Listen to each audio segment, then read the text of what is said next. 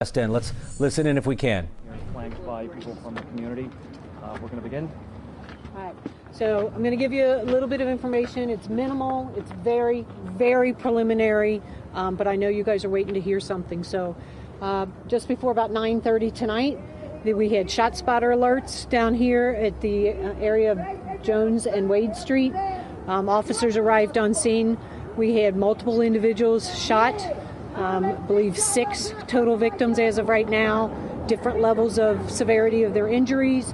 We do have 1 male deceased at the scene, but I don't have any information on the individual who's deceased, and we have not made notifications to the next of kin as of yet.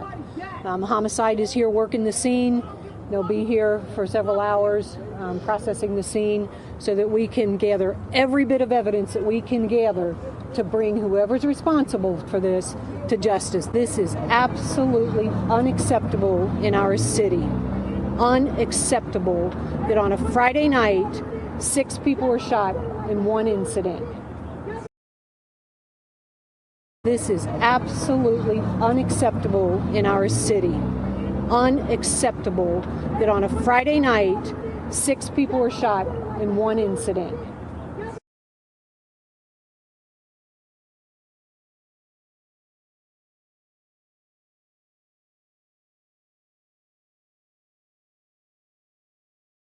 This is absolutely unacceptable in our city.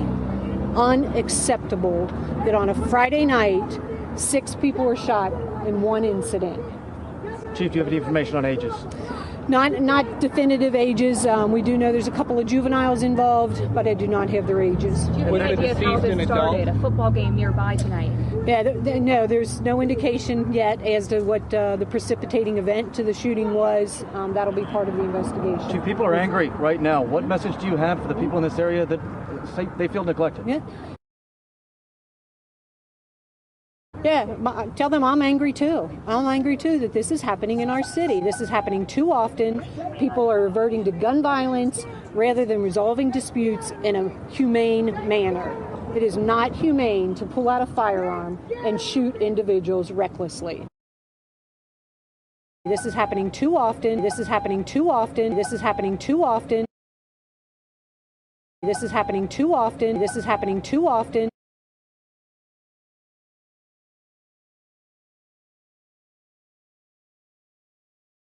This is happening too often. The person who was shot, was that an adult?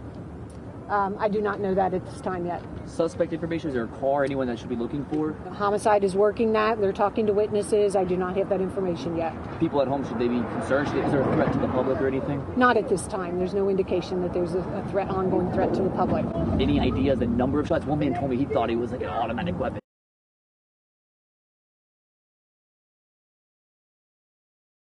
Told me he thought he was like an automatic weapon. Told me he thought he was like an automatic weapon. Told me he thought he was like an automatic weapon. 20 fire. I'm like, Yeah, I don't know. That'll be part of the investigation. ShotSpotter picks that information up for us. And when we say juveniles involved, we mean kids shot?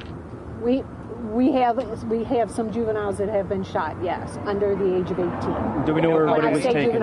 When I say juvenile, let me preface that. That means under the age of 18 to us. Do we know how many of them? No, not yet. Do we know where everybody was taken? To the local hospitals, Children's Hospital, University of Cincinnati Hospital. Last question. All right. All right. Thanks, guys. Thank you. Thanks. Well, you just heard it there. So you just heard it there, yeah, that preliminary situation.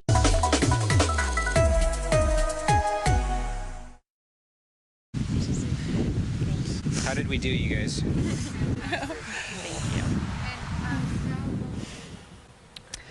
How did we do, you guys?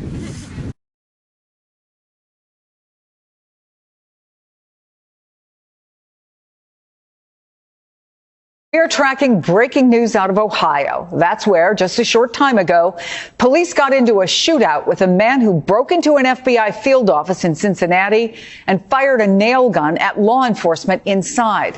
I want to bring in NBC's Justice and Intelligence correspondent Ken Delaney. And Ken, what more do we know? Chris, this happened around 9:15 a.m., according to the FBI. 2 law enforcement sources briefed on the matter told NBC News that a man entered an FBI field office in Cincinnati, Ohio, and fired a nail gun at law enforcement personnel. The man then held up an AR-15 style rifle. News that a man entered an FBI field office in Cincinnati, Ohio, and fired a nail gun at law enforcement personnel. The man then held up an AR-15 style rifle.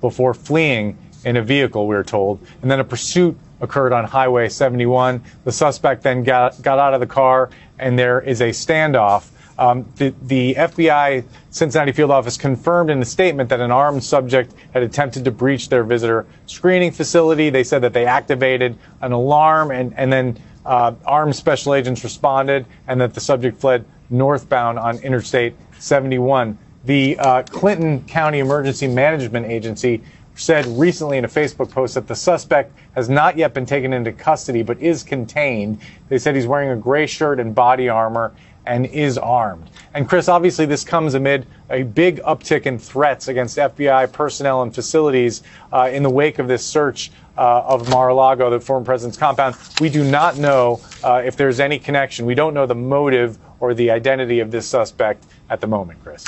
Yeah, you're right. This does come just a day after FBI Director Chris Wray reacted to all the threats that were being made online against his agents. Let me play a little bit of that.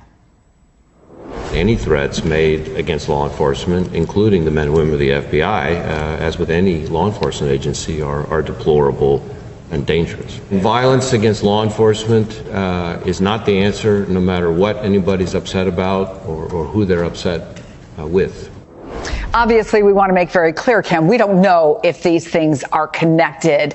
But what can you tell us about the threats facing the FBI in the days since that search at Mar-a-Lago? We know there has been a lot of online activity. That's right, Chris. I spoke to a former DHS and FBI official named Brian Murphy, who is now with an open source intelligence firm. And his firm is tracking what he said was a huge increase in threats over the past few days, specific credible threats of violence against FBI personnel and FBI field offices. He said he had never seen anything like this in his career as an intelligence analyst. He said his company had passed this information on to the FBI. It's just a really troubling and unusual situation. The FBI is normally an agency held in high regard. Polls would show you across the nation. Folks have not seen this level of threats before, Chris.